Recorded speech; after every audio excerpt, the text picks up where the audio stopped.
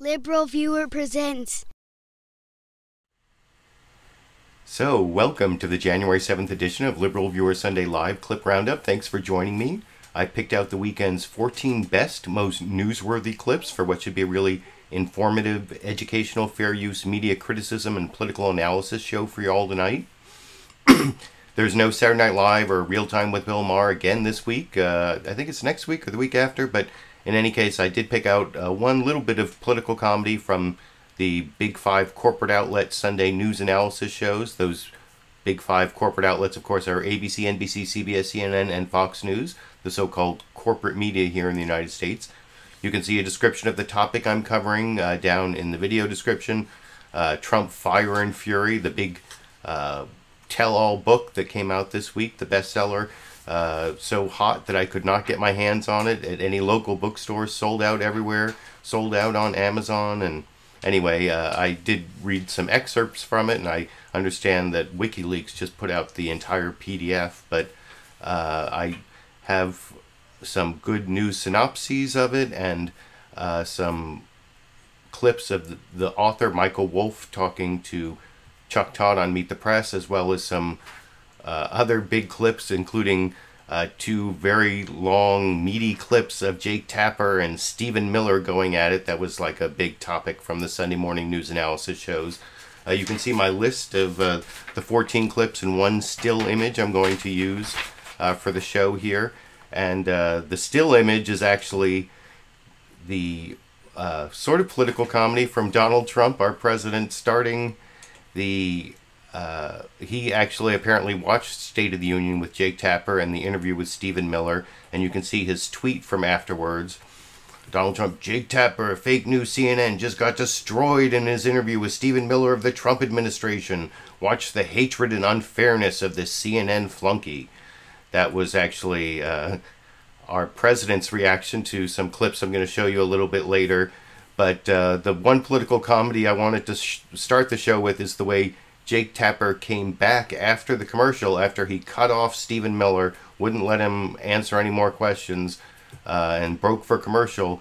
This is how Jake Tapper came back from commercial. Welcome back to State of the Union and to Planet Earth. I'm Jake Tapper.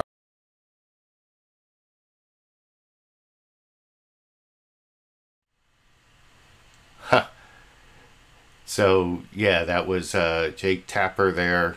Why? Oh, hold on one second. Having a little bit of extra... I don't know how that software opened there by mistake, but sorry. So, Jake Tapper, welcome back to Planet Earth after his interview with Stephen Miller. Sorry for that little interruption. I'm having some software problems here. But that was, like I said, just a little bit of humor that I picked out of what... I'll edit that to the end of the... Stephen Miller, the second big Stephen Miller clip I'm going to show you in a few minutes, just so that you can see it in context. But before I get to the Stephen Miller clips and the Michael Wolff clips, I want to show you three different news summaries of the week and the way that the three of the five big corporate outlets really focused on Fire and Fury as their main... Well, all the shows focused on it. Some did a little coverage of other topics, but I want to show you three news summaries, first from NBC, then from ABC, then from CNN, as to how Fire and Fury took over the week in Washington. First here is the longest one, NBC's Meet the Press, Chuck Todd. This is about 3 minutes and 40 seconds from this morning that I will discuss with you after we watch it together over here. Podcast of the new year. The winter bomb cyclone that hit Washington this week had nothing to do with the frigid weather and everything to do with the book Fire and Fury by journalist Michael Wolff. The tell-all book portrays a dysfunctional White House led by a president of declining intellectual capacity and a staff that didn't believe Mr. Trump would win the election or necessarily should have. In addition to the president, the other protagonist in the book is his former chief strategist, Steve Bannon, who has now been excommunicated by Mr. Trump for his disloyalty, for now. Here's how the always colorful New York Post played the break between Bannon and the president. One takeaway is that the president's allies are engaged in a policy of appeasement and containment. Appeasement by his Republican supporters in Congress who want Mr. Trump to sign their bills. And containment by a staff eager to protect the president from himself and their own reputations from him. But Mr. Trump is leaving no doubt that he sees Michael Wolff's instant bestseller as a problem for his presidency. I consider it a work of fiction, and I think it's a disgrace. A White House torn apart by infighting, and a president isolated, losing allies, with staffers desperately trying to contain what he might do or say. So far, 2018 looks a lot like 2017. Collusion now is dead, and there has been no collusion between us and the Russians. On the president's first full day back in Washington, he attacked his own Justice Department as the deep state, one of 17 tweets on Tuesday alone. Encouraging the Justice Department to go after political opponents. That's very concerning. The president also threatened a war with nuclear North Korea, tweeting, "I too have a nuclear button, but it is a much bigger and more powerful one than his. And my button works." By day 2, Michael Wolff's bombshell book had Mr. Trump lashing out again. "Steve Bannon has nothing to do with me or my presidency. When he was fired, he not only lost his job, he lost his mind." Furious, disgusted would probably certainly fit when you make such outrageous claims and completely false claims against the president. By day 3, the president's legal team was threatening to sue Bannon, Wolff, and the publisher. In Fire and Fury, Bannon describes the June 2016 meeting with the Russians hosted by the president's son, Don Jr., as unpatriotic and treasonous, predicting special counsel Robert Mueller's investigators are going to crack Don Jr. like an egg on national TV, and speculating that the president's son-in-law, Jared Kushner, in a long-running feud with Bannon, is involved in financial crimes. Trump allies attacked the insider account. This is obviously a hit job on the president. It's outrageous. He's a sleazebag. An absurd allegation by someone who's talked to a lot of disgruntled people at the White House. Complete fantasy and just full of tabloid gossip. But by day 5, the president, clearly not satisfied with defending his own fitness for office, calling himself a genius, and a very stable genius at that. Why did you feel the need to tweet about that this morning? Well, only because I went to the best colleges, or college. While Bannon attempted to play down the split, nothing will ever come between us and President Trump and his agenda. Now Mr. Trump is calling his former ally Sloppy Steve, blaming him for the book. That's why Sloppy Steve is now looking for a job. An abrupt divorce, for now. I like Mr. Bannon. He's a friend of mine. Steve's been a friend of mine for a long time. And the author of that bombshell news. So there you have a really good summary from NBC's Meet the Press. Sorry, I got a little distracted there. I'm trying to save the comments, the live comments, and it keeps making my Safari browser hang up and whatever. It's, you know, need to know all these technical details, but that's you may not see all the live comments saved at the end of the show this week because I can't seem to scoop them all up. But I thought that NBC News there did a pretty good job of scooping up all the relevant developments, especially in terms of the Fire and Fury book and how it's taken over the pretty much the entire news cycle for 3 days. I mean, there have been a few other things. You heard the North Korea, my button is bigger than your button, and that seemed to be disturbing for a while, and now actually there seem to be some talks going on, so there is stuff going on in the background, and there's this whole immigration DACA government shutdown thing that's supposed to be coming up this week, and or in the next couple weeks anyway. There are big things happening in January, as you heard in that report, and I think it was also covered pretty well over in on This Week with George Stephanopoulos over on ABC. This is about 45 seconds shorter than the last news summary before I get to the 1 minute 11-second one from CNN State of the Union. But here's George Stephanopoulos covering pretty much the same material, I think, doing not as much of the other issues, more focusing in on the Fire and Fury book and summarizing what's in the book, and then the reaction of Trump and his associates over in this clip. Anyone who thought President Trump's second year might be a bit more relaxed than the first? 2 words: Fire and Fury. That title of the blistering new bestseller about the Trump White House also describes President Trump's response to the book. which has intensified an extraordinary debate captured this morning in headlines across the country and around the world. Does President Trump have the mental stability it takes to handle his office? This guy that doesn't know me at all. By the way, did not interview me he said he interviewed me for 3 hours in the White House. It didn't exist, okay? It's in his imagination. President Trump at Camp David Saturday calling Fire and Fury a work of fiction. My credibility is being questioned by a man who has less credibility than perhaps anyone who has ever walked on Earth at this point. Author Michael Wolff's seismic claims have shaken the White House and broken Trump's relationship with his former top strategist.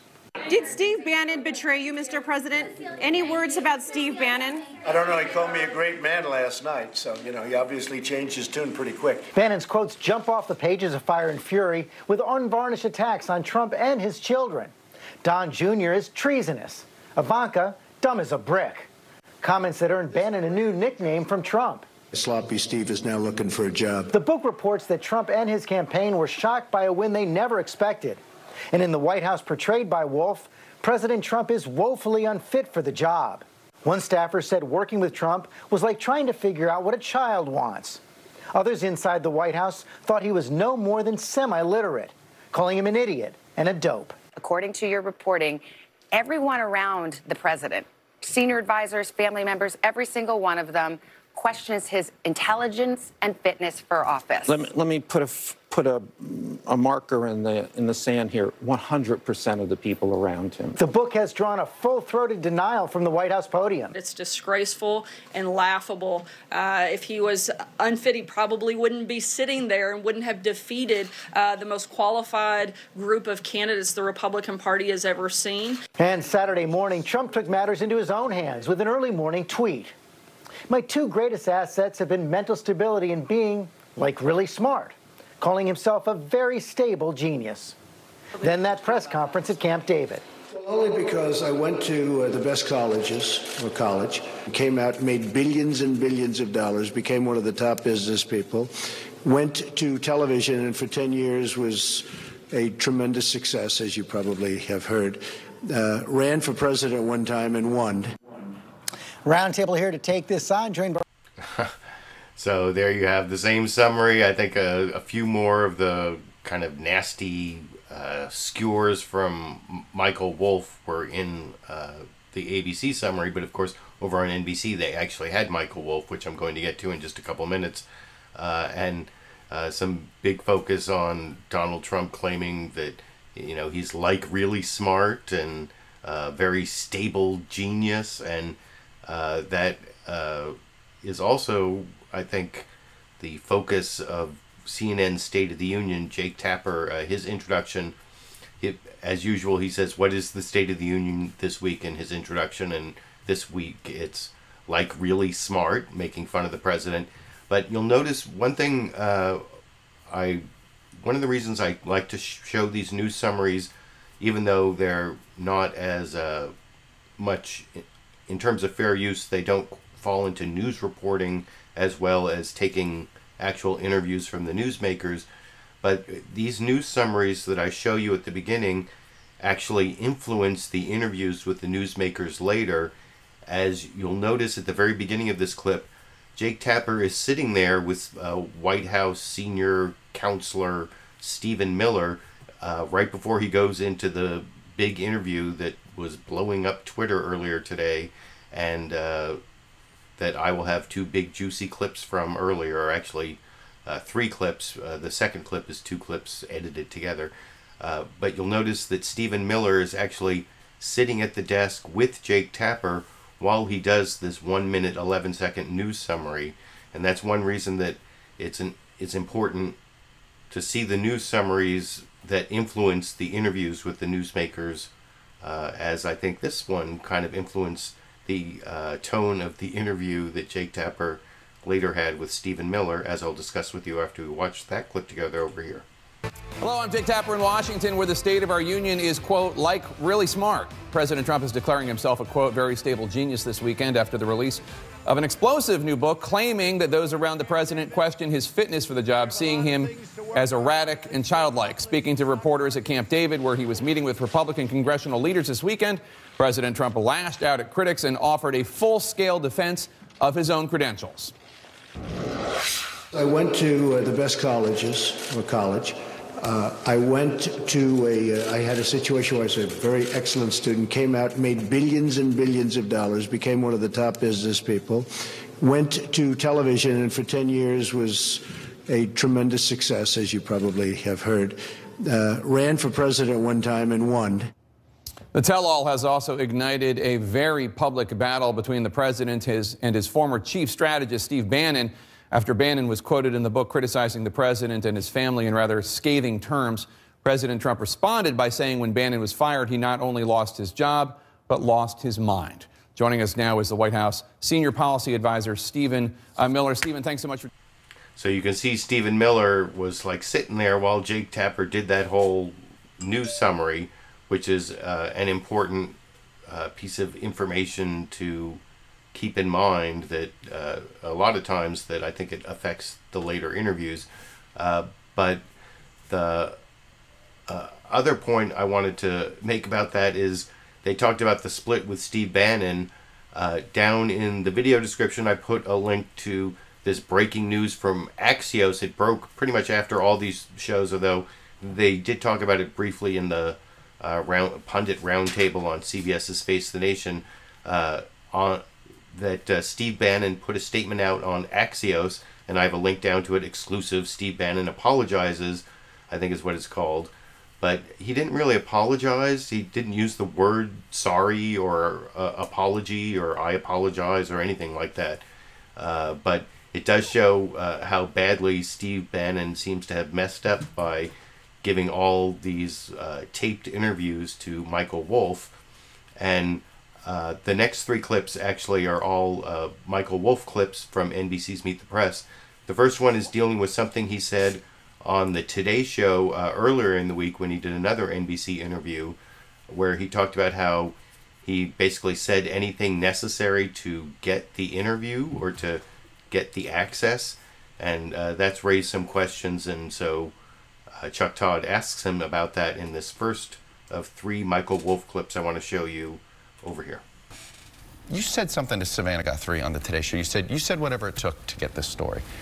Would people feel as if you misled them about your intentions with this book? Let me put it in a different way. I tried to be inobtrusive. So I tried not to have anyone quite notice me, or not notice me above the level that they noticed the furniture. So my goal was to keep going until somebody said, go away. Right, but in the initial premise of the book, were you overly flattering, or were you promising that this book would be more flattering than maybe than it turned out to be? Well, I certainly was not more flattering than Donald Trump. Have you ever seen Donald Trump's flattery? No. It's unbelievable. I mean, the first time that I came in, it was like, oh my God, Michael Wolff, unbelievable. Do you know this guy? Yeah. He's the best. I'm sure I returned a tip of the hat to the to Donald Trump, but you know, yes, I said, I didn't say anything to get me thrown out. Okay, fair enough. I want to add, you were pretty... Okay, is that fair enough? I mean, does that sound like he was dishonest, or that he was unethical, or that he just was... it sounds like what Michael Wolff is saying there is that he didn't say, it wasn't things that he said that were dishonest, it was things that he kept himself from saying that would have offended his hosts. That's my interpretation of that last clip, but you can let me know what you think down in the comments section. And this next clip is, I think, most of the most disturbing part of Michael Wolff's book, assuming you believe it. I mean, apparently there's some factual discrepancies, and it's more like gossip and secondhand stuff, and some of it is not sourced that well. So there are definitely weaknesses for people in the Trump administration and for people on the right who want to attack this book. From what I understand, there are a lot of places it can be attacked. But then as to the the 200 sources in the book that give the general theme that Donald Trump is unfit or is having problems with his mental capacity, possibly. That is what's really disturbing here, and that kind of comes up in this next. It's like 3 minutes 45 seconds of the Michael Wolff interview from Chuck Todd. He starts off by showing a quote from Newsweek that Michael Wolff quote from Newsweek before he did all this, where he was critical of the press for saying that Donald Trump was too incompetent and that it was like a false narrative, and now he's like doubling down on the narrative he said was a false narrative, and his explanation, if you believe what he's saying is true, is pretty disturbing over in this clip. You were pretty tough on the coverage of Donald Trump early in 2017. Here's something you wrote in 2017 in January. So to the media, it is a given that Trump is largely out of control and that the people around him are struggling at all times to save him from himself and largely failing. This view persists despite Trump's victory, flattening almost every media assumption about his supposed haplessness and lack of strategy. And you thought that the media was too one-sided, or that was the impression you were giving. I have to say, when you read this book, you almost seem to reinforce the entire media narrative you were criticizing. You know, I think that in the beginning, the media took this point of view without having had this experience. I went into this, and a decent part of the country went into this. His entire staff went into this thinking maybe this can work. It's different, even peculiar, but who knows what can happen here. And that was exactly my frame of reference. I would have been delighted to have written a contrarian account here. Donald Trump, this unexpected president is actually going to succeed. Okay. That's not the story. He is not going to succeed. This is worse than everybody thought. I'm just curious, because it's a very tough book. You basically, you're sending a message here to anybody reading this book. Did you leave out good stuff because it got in the way of the narrative? Like, if people said positive things about him, not saying that you left it out because you thought it took away from the thesis of the book that you wanted to get out there? If I left out anything, it's probably stuff that was even more damning. It's that bad. It's that bad. I mean, it's an extraordinary moment in time, and the last several days focused on my book, I think, are proof of this. This is what happened here. What's going on here? This is, I think, not an exaggeration and not unreasonable. And it's not unreasonable to say this is 25th Amendment kind of stuff.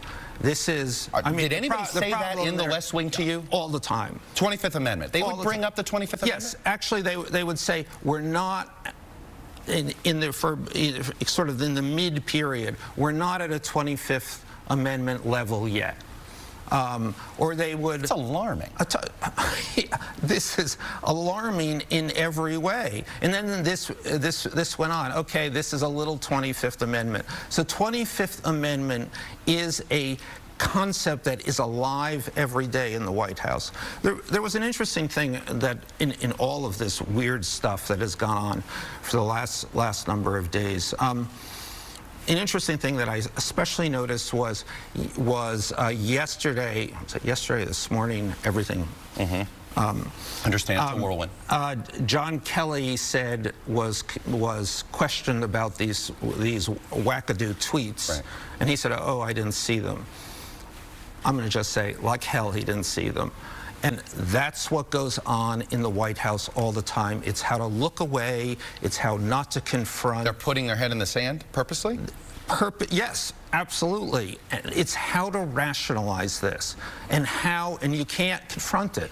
You can't say, what this is a moment in time. This is a breakdown. You imply that even his children.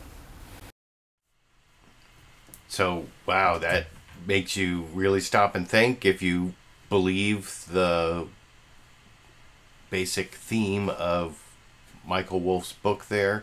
And when he talks about the 25th Amendment, by the way, I'm going to be giving out these Here, let me show you. This is the Constitution of the United States. It's the ACLU version. This week I will be putting up on my Patreon page for people who pledge $10 or more will get this, as well as this hashtag Liberal Viewer bumper sticker, which is actually a pretty high quality vinyl sticker, that if you just pledge at the $5 level, you'll get just the sticker, and I'll be putting that up and promoting that later this month, probably this week, hopefully. And if you had your Constitution of the United States, you could look at the 25th Amendment.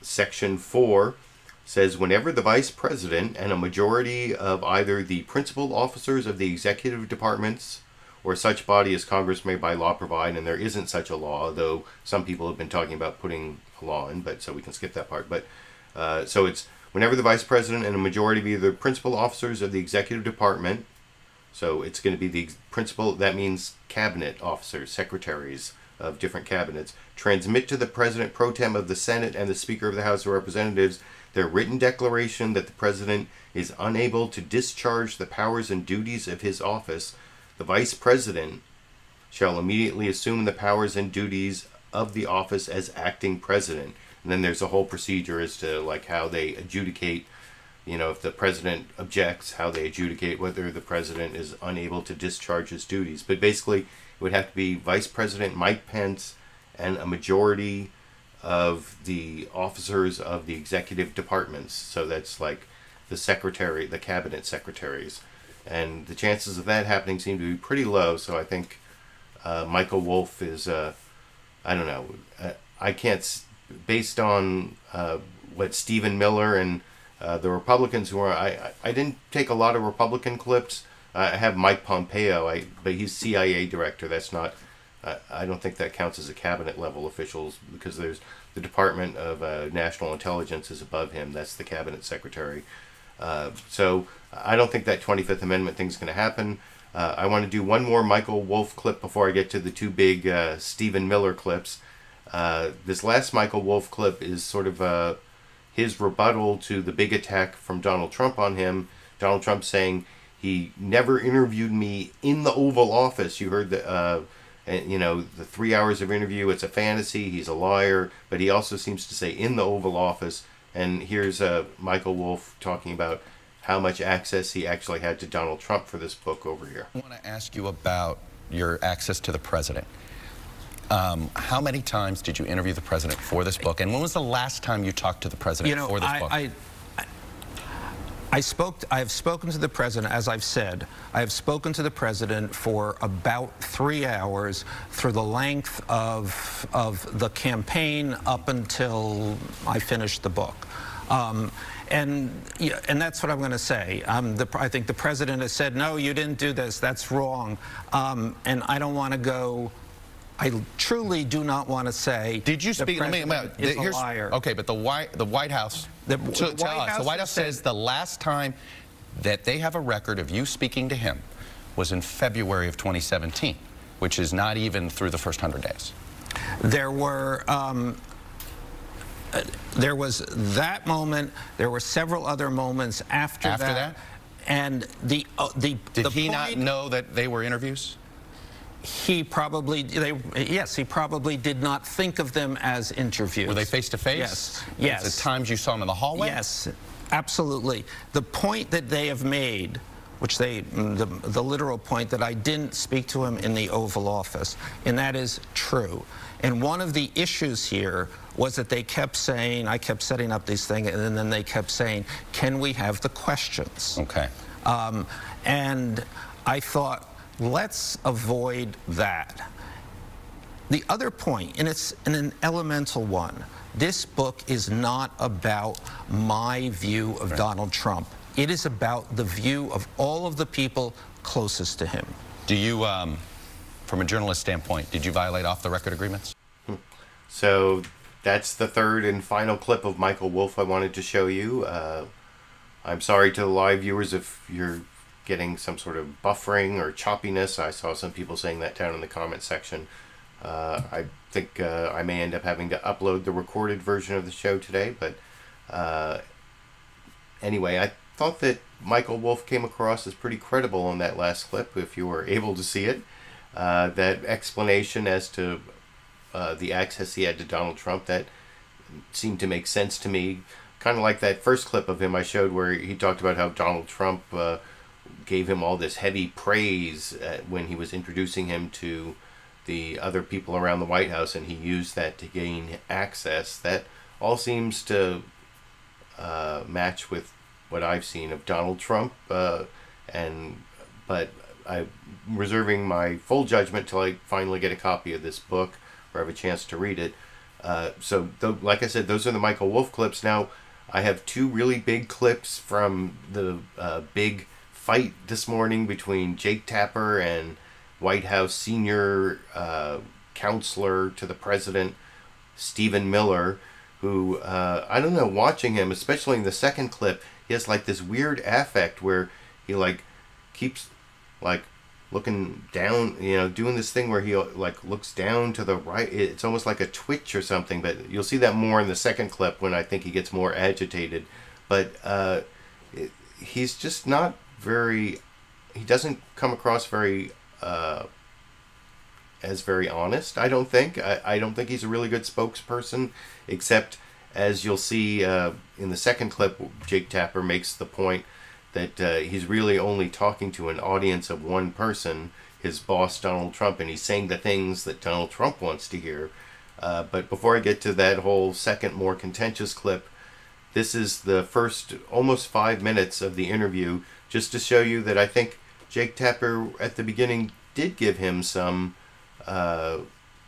gave him a little bit of leeway and gave him time to make his points that you'll see in the second clip he tries to make over again, and Jake Tapper sort of loses patience. But here's like the first 4 minutes and 56 seconds of the interview. It starts off with a question about what Steve Bannon said, and Stephen Miller is really dishonest about his association with Steve Bannon by the end of this clip, which I'll talk about with you after we watch it together here. Officials, including a Russian lawyer, he called it treasonous and unpatriotic, and he said that, quote, the chance that Don Jr. did not walk these Jamos up to his father's office on the 26th floor is zero. Did President Trump meet with any of the so-called Jamos who were in that Trump Tower meeting? Steve Bannon's eloquence in that description notwithstanding, it's tragic and unfortunate that Steve would make these grotesque comments so out of touch with reality and obviously so vindictive. And the whole White House staff is deeply disappointed in his comments, which were grotesque. And with respect to the Trump Tower meeting that he's talking about, he wasn't even there when any of this went down, so he's not really a remotely credible source on any of it. It reads like an angry, vindictive person spouting off to a highly discreditable author. The book is best understood as a work of very poorly written fiction. And I also will say that the author is a garbage author of a garbage book. And the tragic thing about this book, and there are many things about it that are unfortunate, but the portrayal of the president in the book is so contrary to reality, to the experience of those who work with him, to my own experience having spent the last 2 years with him. You know, on the campaign, I had the chance to travel all across the country with the president on Trump Force One. It'd be the president, me, Dan Scavino, Hope Hicks, a few other people, going from rally to rally to rally to rally. And I saw a man who was a political genius, somebody who we would be going down, landing in dissent, there'd be a breaking news development, and in 20 minutes, he would dictate 10 paragraphs of new material to address that event and then deliver flawlessly in front of an audience of 10,000 people. So you were at the campaign during that Trump Tower meeting, I believe, right, in the summer of 2016. Just to answer the question, because you were there and Steve Bannon was not, did any of those people from that meeting meet with President Trump? As Bannon says, the chance that he didn't, Don Jr. didn't walk these Jamos up to his father's office on the 26th floor is zero. Can you just settle that for us? Did President Trump meet with any of the people? I have no knowledge of anything to do with that meeting. Okay. But what I can tell you unequivocally is that the allegations and insinuations in this book, which are a pure work of fiction, are nothing but a pile of trash through and through. Well, just to finish, Jake, because your network's been going 24/7 with all this salacious coverage, and I know that it brings a lot of you guys a lot of joy to trying to stick the knife in. But the reality is that page after page after page of the book is pure false. I see sections of the book where events I participated in are described, and I have firsthand knowledge that as they're described, they're completely and totally fraudulent. Nobody at CNN is sticking knives in anybody. Right, but there are a lot of people in the White House quoted in the book. I don't know why. The quote that you're referring to is a quote from Steve Bannon. Right, who was the president's senior strategist. And I think that the president's statement on Steve settles once and for all the view about all of that. But let's talk about that, because I want to talk about that. Let's dig in, though, to your comment about, well, he was also the president's chief strategist. So one of the other tragedies of this grotesque work of fiction is its portrayal of the president. The reality is the president is a political genius who won against a field of 17 incredibly talented people, who took down the Bush dynasty, who took down the Clinton dynasty, who took down the entire media complex with its 90% negative coverage, took down billions of dollars in special interest donations. And he did it all through the people and through his strategy and his vision. So let's talk about this. Insight and his experience. Let's talk about it. The president is now calling Bannon, quote, sloppy Steve. And he released a scathing statement this week saying, in part, quote, Steve Bannon has nothing to do with me or my presidency. When he was fired, he not only lost his job, he lost his mind. You worked hand in glove with Bannon at the White House and on the campaign. Is the president really arguing that Steve Bannon had nothing to do with him or his presidency? Because I can only tell you my experience, which is that I joined the campaign in January of 2016, before the first ballot was cast in the Iowa caucus. Bannon helped you get that job. No? Corey Lewandowski is the one who offered me the job in the Trump campaign. But just to finish, Bannon wasn't helping you? Bannon didn't help you get that job on the campaign? I think the person who probably helped me most get the job on the campaign was probably Corey. But the most important thing, because I've been working with Corey before I joined to try and help out with the campaign. But the most important thing to say. So I wanted to stop it there because, I said that Stephen Miller came across really as dishonest, and it seemed pretty clear to me that last part of this clip was what I guess they call a non-denial denial. In fact, Jake Tapper kind of let him get away with it. I mean, he did follow up once. I guess he made it pretty clear, but didn't really rub it in, I guess, when... it was pretty clear that Stephen Miller, part of the recommendation, part of the way he got his job with Donald Trump was through a recommendation from Steve Bannon. And he said, it was Corey Lewandowski was the main reason, or was really the person who gave him the job, but he didn't. It was pretty clearly a denial there as to Steve Bannon. And the Steve Bannon angle is also, there were several things that Jake Tapper was trying to ask, substantive things, but asked Stephen Miller, and you saw at the beginning of that clip, as I said, that Jake Tapper let Stephen Miller get away with going on for a couple minutes as to, how great Donald Trump is and what a genius he is, and how he can come up with like 10 paragraphs of new material in 10 minutes, and for a crowd of 10,000 people, and there were a lot of tens in there, but it seems more like talking points than reality. And like I said, in this next, this is actually 3 different clips that I edited together.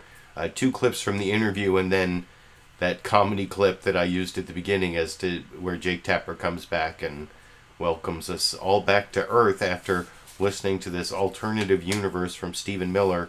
These 2 clips here, the first one has Stephen Miller.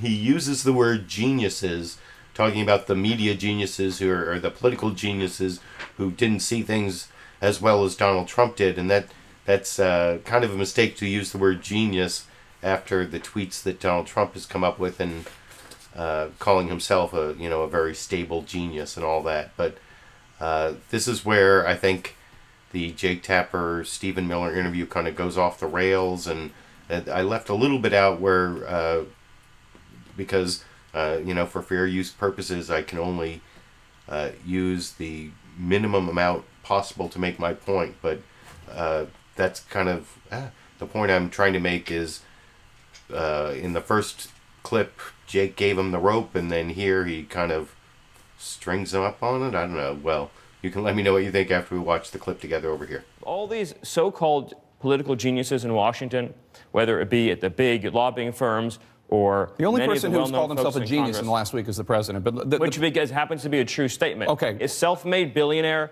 who revolutionized reality TV and who has changed the course of our politics. He's watching and he's happy that you said that. But Jake, you can be condescending. I'm not being condescending. I'm trying to get to the point that Steve Bannon. You can be condescending. That was a snide remark. You're sure he's watching and he's happy. Let me tell you something. Why is that your snide? network?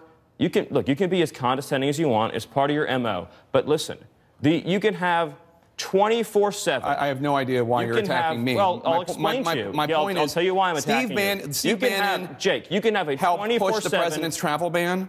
He helped pull out. I'm so glad you brought that up because that's one of the fake news items in the book. Stephen, I would happen to know better than you would, Jake, about how the travel ban was written. Steve Bannon didn't push the travel ban. If you would let me, Steve Bannon wasn't right. If you let me ask this No, question. because you get 24 hours of negative anti-Trump, hysterical coverage on this network that led in recent weeks to some spectacularly embarrassing false reporting. I think the from your viewers network right now can ascertain who's being hysterical. The viewers are entitled to have 3 months of the truth. Why don't you just give me 3 minutes to tell you the truth about Donald Trump that I know, and then all of our campaign staff know? Because it's my show and I don't want to do that. So here's my question. No, but this isn't a courtroom, and I have a right to speak. Settle down. Calm down. Jake. I have a question for you about issues. Stephen Bannon, who the president says had nothing to do with his presidency, he was part of the president's travel ban. He was part of pulling out of the Paris climate deal. He was part of withdrawing from the TPP. He's part of border security. He's part of being tough on immigration. So you want to go through the list? No, I don't want to go through. But my point is it really the position of the Trump White House that Steve Bannon had nothing to do with the presidency? Or can you acknowledge the reality that he was a key player?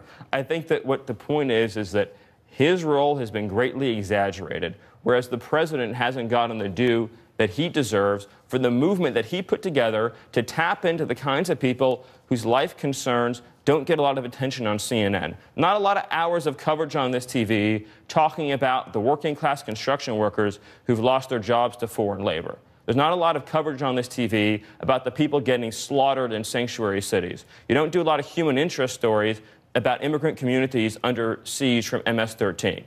He tapped into a reality that is happening in this country that's not covered on this network. And I know you think I'm interrupting you, but I think the American people deserve to have 2 or 3 minutes of the truth. And we've let you talk. No, here's the truth. I travel with Donald Trump all across the country and the world. I would be with the president on a campaign plane with a rally in 20 minutes, and he would be able to You've already made this point, Stephen. He'll be able to come up with material. Yeah, you've already said that. We let you say that at the top. According to the New York Times, Special Counsel Robert Mueller, I want to ask you, because you obviously are very offended by the notion that this book, Fire and Fury, paints a picture of President Trump. Trump is not mentally up to the job. On Saturday, President Trump put out a series of tweets trying to defend himself on this issue of fitness. And he said, quote, "Actually, throughout my life, my 2 greatest assets have been mental stability and being, really smart. Crooked Hillary Clinton also played these cards very hard and, as everyone knows, went down in flames. I went from very successful businessman to top TV star to president of the United States on my first try. I think that would qualify as not smart, but genius, and a very stable genius at that." Do you think tweets like that help or hurt the cause that the president is stable and up for the job? Not only do I think they help it, but I think in the toxic environment that you've created here in CNN and cable news, which is a real crisis of legitimacy for your network, and we saw it, of course, with the extremely fake news you reported about the Don Jr. and WikiLeaks story. There was a huge embarrassment for your network. Stephen. Just like the huge embarrassment you had when you got the Comey testimony wrong. Stephen, I'm trying to get to the issue of the president's fitness, which a lot of people are questioning. I'm getting to the issue of your fitness, but the president's tweets absolutely reaffirmed the plain-spoken truth. A self-made billionaire revolutionized reality TV and tapped into something magical that's happening in the hearts of this country. The people that you don't... The president has approval rating in the 30s. I don't know what magical you're talking about. The people that you don't connect with and understand, the people whose manufacturing jobs have left, who've been besieged by high-crime communities, and who've been affected by a policy of uncontrolled immigration, those voices, those experiences don't get covered on this network. That's why, to prove the point, I was booked to talk about the very issues I'm just describing, and you're not even asking about them because they're not interesting facts to you. That's not true. I have plenty of questions on immigration. You've attempted to filibuster by talking about your flights with the president. I want to ask you a question because don't be condescending, Jake. Stephen, the president and the White House. The reason why I want to talk about the president and the White House. The reason why I want to talk about the president's experiences, what I've seen with him traveling to meet dozens of foreign leaders, with his incredible work. Okay, you're not answering the questions. No, I understand. You have 24 hours a day of anti-Trump material. You're not going to give 3 minutes for the American people to hear the real experience of Donald Trump. There's one viewer that you care about right now, and you're being obsequious. You're being a factotum in order to please him. Okay. No. And I think I've wasted enough of my viewers' time. You know who Thank I you, care Stephen. about? As Republicans, Jake, lawmakers call for Attorney General Jeff Sessions to resign. Welcome back to State of the Union and to Planet Earth. I'm Jake Tapper. And welcome back to Planet Earth for you, my viewers. That was where, like I said, the interview went off the rails, and I have like two possible interpretations of that. One, like I said, you can look at the first clip I showed from the first 5 minutes of the interview where Jake Tapper gave him a lot of leeway, maybe gave him a lot of rope, and then in that last part, or those last two clips of the interview that I edited together, Jake Tapper sort of like reined it in and pulled, let him like pulled in the rope that he had hung himself with, or I don't know. You can that's one way you can look at it. The other way is I don't know. It seemed like as Stephen Miller was attacking CNN and attacking Jake Tapper, he seemed to get more and more annoyed, and he did have a whole bunch of like snide comments in there, but I mean they were pretty good snide comments. But of course I'm kind of on Jake Tapper's side there. Whichever way you look at it, though, Stephen Miller is kind of disturbing. And whichever way you look at it, I have to give real points to Jake Tapper for using the word factotum on cable news. You don't often hear the word factotum thrown around. So, obsequious, okay. Well, obsequious, maybe 1 point for obsequious, but factotum, that's like a 10-point word. So, 10 points to Jake Tapper for factotum. And the thing about Stephen Miller I told you he definitely had some like down and to the right. It's like, if you watch the JFK movie, JFK when he was shot, was like back and to the left, back and to the left. Well, I don't know, maybe he's like some reverse JFK because it's down and to the right, he had like some weird tick down and to the right as he got more and more agitated in that last clip. I don't know what that was all about, but the other thing that's disturbing about him is he is like, as Jake Tapper said, totally obsequious. He's like exactly what our president apparently is looking for.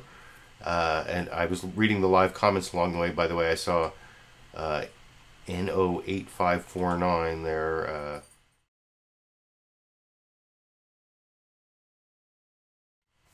That Stephen Miller is like the authoritarian lackey. He's like the yes man who like really whatever. That's what's really disturbing about Stephen Miller and both of those clips, whatever you think of how Jake Tapper handled it. So anyway, having shown those big meaty Stephen Miller clips, and also having shown how ABC, NBC, and CNN covered the news summaries, the other two of the big five corporate outlets, Fox News and CBS, they didn't really do big news summaries on the Fire and Fury book. They did cover it a lot, and I don't have much of their coverage because they didn't have much of note, I thought, to take. But I do want to compare two different, or not compare, but show you two different clips of the director of the CIA, Mike Pompeo. First, I want to show you how Chris Wallace over on Fox News Sunday, these are both hosts of these on Fox News and then on CBS, getting the CIA director to respond to tweets from the president. And first, Chris Wallace has like a really nasty question. A really, I often will criticize Fox News for not being confrontational enough. I think this is a really good question, although I think he lets Mike Pompeo get away with a dramatic non-answer, asking about one of Donald Trump's tweets, the really smart, very stable genius tweets, and asks the CIA director in a really kind of nasty way that I like from Fox News Sunday this morning over here. A year ago, I asked the then president-elect during the transition about why it was that he was only taking an intelligence briefing about once a week. Here's what he said. You know, I'm like a smart person. I don't have to be told the same thing and the same words every single day for the next 8 years. Could be 8 years, but 8 years. I don't need that. And yesterday morning, Mr. Trump fired back at questions about his mental fitness with this tweet. Throughout my life, my two greatest assets have been mental stability and being like really smart. Not smart, but genius, and a very stable genius at that. I say this respectfully, sir, and I understand your impatience with our dealing with this subject. The CIA does psychological profiles of world leaders routinely. What would you say about a world leader who refers to himself as a very stable genius? Chris, I'm not going to dignify that question with a response. This is a man who is leading the United States of America and who engages with the intelligence community in ways that are sophisticated. He deals with the most complex issues and is handling them in a way that I have great admiration and respect for. We're keeping America safe, and the President Trump is completely capable of working alongside of us and leading us in that effort. I want to pick up on that last point. You say you're keeping America safe. By raising questions about the president's fitness, in a sense, and the president became a part of it, making this the big topic this week, has this book weakened our country, weakened our standing around the world? No. All right, let's move on. Let's turn to the... Let's move on? That second answer seems completely wrong and dishonest, even if you don't believe anything in this book is true. The fact that it is been taking over the news coverage and is out there, and that basically they're the main topic for the last 3 or 4 days on the cable news networks and all the news programs in the United States, and even some international news sources, is the President of the United States is unfit emotionally and mentally to be the President of the United States. That has to make us less safe and weaker as a country. But now I'm upsetting Sandy over there. I am going to have a bonus Sandy clip at the end for the Sandy fans, but I seem to have unsettled Sandy over there in the corner. But then the first part of that, where he first says, I'm not going to dignify, that question with the response, which is that great nasty question. Well, how would you profile a foreign dictator or foreign leader? I assume it would only be a dictator would say, I'm a very stable genius or whatever. And he said he wouldn't dignify it with a response, but then that was also not true, because then he had about a minute's worth of a response. So very dishonest answer from Mike Pompeo. And then this next 21-second clip, whether it's honest or not, I don't know, but I don't think it's going to reassure anyone who didn't believe the answer in the first place. At least, I guess, John Dickerson asked the question. This is only 20 seconds from Face the Nation over here. Bad news. The president this week also tweeted about the deep state. Is there a deep state at the CIA? No, sir. Has there ever been one? So I've only been there for a little while. I can't believe that it has ever been there. These are professionals who sacrifice so much to serve America. They're patriots of the truest and highest order. Iran, what's the significance? So, if you believe there is this sinister deep state that can, that from administration to administration is behind the scenes controlling things, do you think if the director of the CIA says there isn't, oh, okay, well, never mind then, never mind. I covered the whole deep state question, I don't know, like a year ago. I had some good Glenn Greenwald clips on that, where the idea that the deep state is liberal, that is what is crazy. And Mike Pompeo is a partisan Republican, and so I don't think he can believe in the liberal deep state that's out to get Donald Trump, because the deep state, the CIA and the FBI, to the extent they have a general partisan leaning, it's more towards the conservative, it's more toward, pro-government military action, and that's what the deep state's really all about, the military-industrial complex, not getting Donald Trump. So anyway, that whole thing's ridiculous. And now before I get to Lindsey Graham at the end, which is one more Republican talking about something else as to why he's become so pro-Trump, I want to show a couple Democrats.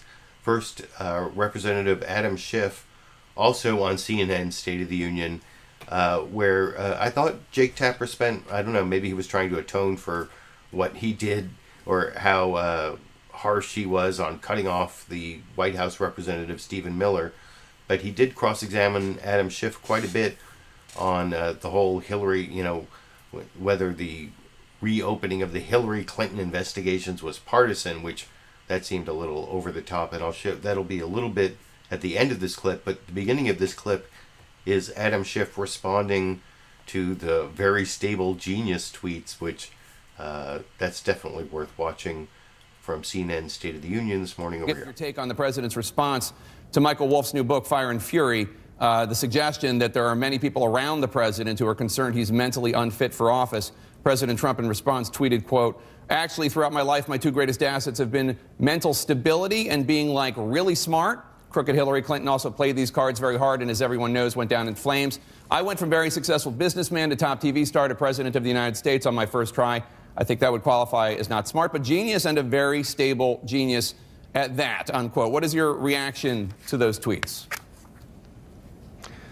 Well, look, I don't think anyone is particularly surprised by what has been revealed in the Wolff book in terms of the questions that people working closest with the president have about his capacity to do the job. I don't think there's anyone in Congress, frankly, of either party, who does not concur, at least privately, with those observations and concerns. Certainly very few are willing to express them publicly in Congress, and I think that's to the detriment of our institution. The big question for us, though, is, plainly we have a seriously flawed human being in the Oval Office. Will those flaws be allowed to permeate the whole of government? And I see, honestly, Jake, some very disturbing signs that they are. And among the most serious from my point of view are these reports that the Justice Department, at the president's urging, is now investigating Hillary Clinton again. That would be a violation of all the protections we put in place post-Watergate. And no one should imagine that if that's the case, that the president won't similarly badger the Justice Department to investigate anyone who runs against him in 2020. Well, let me ask you, Congressman, how do you have any evidence that this investigation going on into the Clinton Foundation, being conducted by the Justice Department and the FBI, do you have any evidence that it's being done for political reasons? How do you not know that it's a legitimate investigation? I thought that the whole idea was we're supposed to believe that the FBI and the people at the Justice Department are men and women of integrity. Well, we are. But if this is a decision, and I can't confirm even whether the Justice Department is conducting an investigation, I'm just going on the published reports. But if they are investigating Hillary Clinton, it doesn't take a genius, let alone a stable genius, to see why.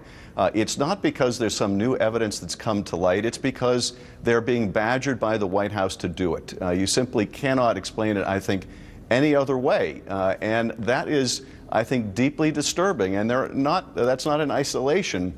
If you look at the decision by the Justice Department to release these private text messages during the pendency of an internal Department of Justice Inspector General investigation, that's unprecedented. And that similarly is a nod to the White House. And I think that these cracks that we are seeing in the independence of the Justice Department ought to concern every American. We ought to be thinking in Congress, Democrats and Republicans alike, beyond these 3 years, what damage may be done to the institutions of our democracy. And that ought to be far more important than any party concerns. But right now, it certainly doesn't look that way. Well, with all due respect, Congress, And actually, I cut out, like I said, Jake Tapper did a couple additional follow-up questions about what evidence there was that just because Donald Trump has been tweeting furiously about his Justice Department investigating Hillary Clinton, how do we know that these investigations into Hillary Clinton are actually politically motivated? Maybe there's some other just coincidental reason. And over on Fox News Sunday, actually, in a clip I'm not going to show you, I heard them talking about how this investigation may have started over a year ago. So maybe it isn't actually partisan, but I don't know. I'm skeptical as to what the point of, especially the Uranium One deal. I don't know about the Clinton Foundation that Jake Tapper eventually ended up asking Adam Schiff about there. But I do think Adam Schiff has a good point about the real danger from Trump's style of governing being the paranoid style of governing means that the instruments of government, like the Justice Department, are going to be instruments of the president's paranoia, and that's bad government. I don't know if that's happening. That was what Jake Tapper was trying to get to. But before I get to Lindsey Graham at the end, I said 2 Democrats. The other Democrat is Senator Bernie Sanders, and he does sort of a similar pivot. His pivot, of course, is to the needs of working families and the middle class. That's what's really devastating about the revelations in Michael Wolff's book, that Donald Trump is a pathological liar, and so he lied to the middle class to get elected, as you might expect from Bernie Sanders in the 90-second clip from ABC's This Week with George Stephanopoulos this morning here. I also want to ask you about these concerns raised by the Michael Wolff book this week and the president's response this week saying that he's a stable genius. Do you have any concerns about, I just saw you raise your eyebrows right there. That actually may be the clip of the night. I forgot to say before I showed the clip, Bernie Sanders' eye roll right there. He says raised his eyebrows, but I think it's actually, that should be like a GIF, or some people say GIF. I know I'm not going to go into the GIF controversy, but maybe that Bernie Sanders' eye roll should be a GIF. And I'll start the clip again over here. I also want to ask you about these concerns raised by the Michael Wolff book this week and the president's response this week saying that he's a stable genius. Do you have any concerns about, I just saw you raise your eyebrows right there, about the president's mental stability? And are you going to sign on to this legislation supported by many Democrats in the House who want an oversight commission on the president's capacity to handle the job?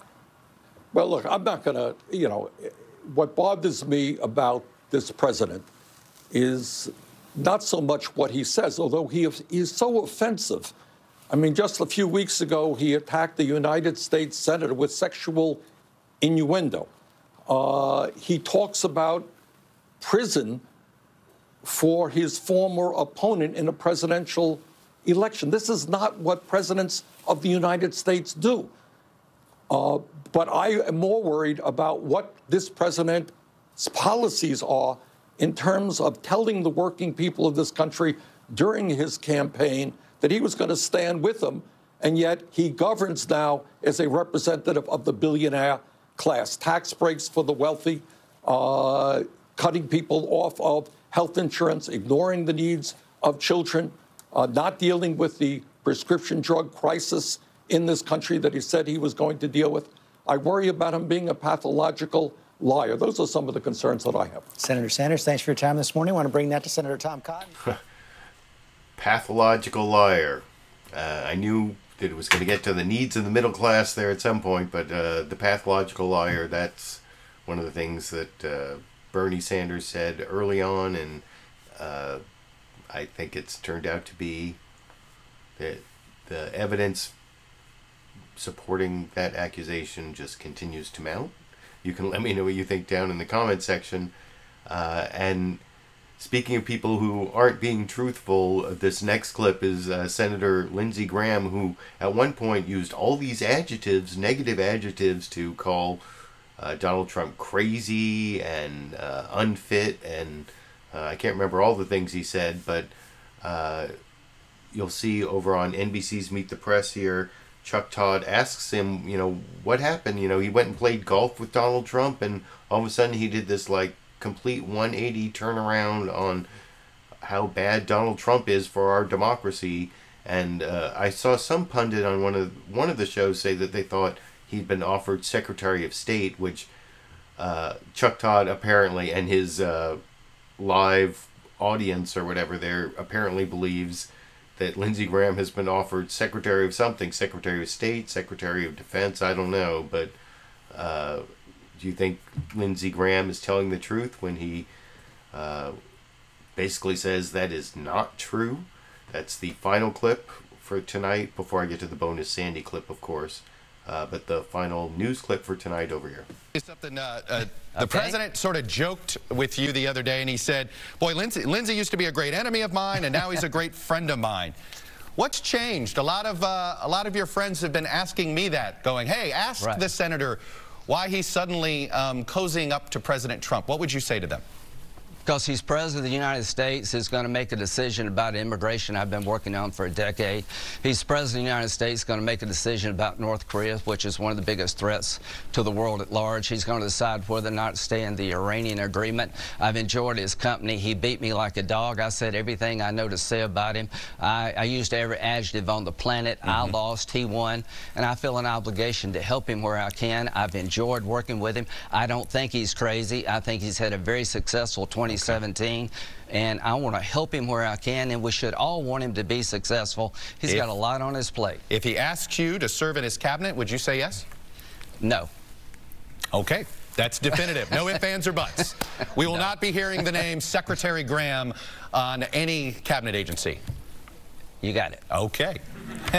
Senator Graham, that kind of laugh from the in-studio audience from here. Anyway, sir. That's a hard crowd, too. Thank you for coming on and sharing your views, as always, sir. Happy New Year. All right. So the in-studio audience there at Meet the Press obviously thought Senator Lindsey Graham was lying. That's the interpretation of my interpretation of that laughter. You can let me know what you think down in the comment section. I got a couple super chat contributions during that last clip also, which I appreciate. Was it Murkoff, if I'm pronouncing that correctly, gave me $5 just for saying the word GIF correctly. I always say GIF because the first word is graphic, which is a hard G, but it's how I was brought up. I can't change. So I appreciate getting $5 for something I can't change anyway. And as I promised for the big fans, including, I saw a £5 contribution from Nelson 100. Thank you for that. And for, I think, at least Nelson, you're a Sandy fan, right? So here's the bonus Sandy clip when I told her to lie down, and she did lie down to start the show. It was touch and go there for a minute, but 20-second Sandy clip to end the show here. Lie down.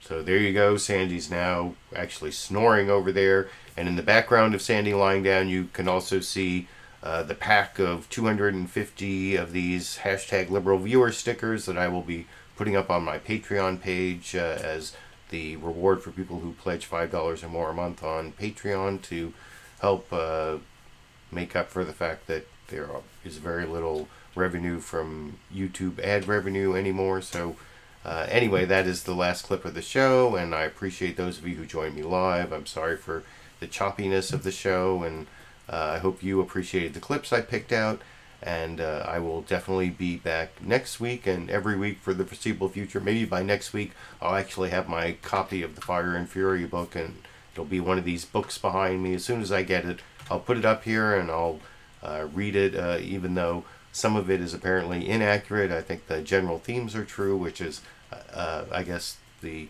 conclusion I would draw from the clips I showed tonight. You can let me know what you think down in the comment section. Give me a thumbs up.